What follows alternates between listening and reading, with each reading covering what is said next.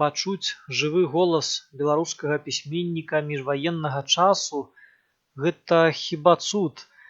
Пачуць, як свае прамовы казаў беларускі паэт у 20-е ці ў 30-е гады, ды яшчэ і пабачыць яго ў сапраўднай гукавой кінахроніцы – гэта нешта неверагоднае. І ўсё ж такі ёсць такая магчымасць. Справа ў тым, што ўжо у міжваенны перыяд у Беларусі з'явілася гукавое кіно.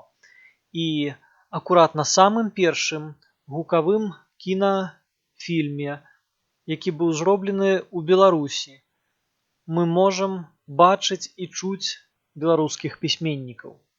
Адным з іх з'яўляецца Андрэй Александровіч. Вельмі яркі паэт з незвычайным лёсам. Адзін са стваральнікаў маладняка, першага літаратурнага аб'яднання ў Беларусі.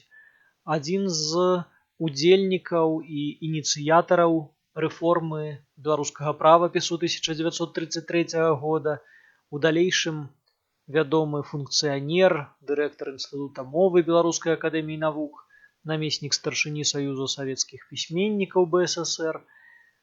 Ён пакінуў пасля сябе неадназначную славу.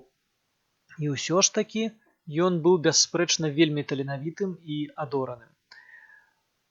У 1936 годзе ў Мінску праходзіў трэці пленум Саюза савецкіх пісьменнікаў, і Андрэй Александровіч быў адным з яго удзельнікаў.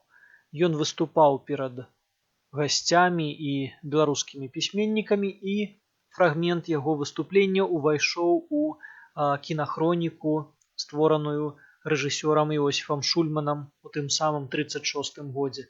Мы маем унікальную магчымасць пабачыць фрагмент выступлення Андрэя Александровіча.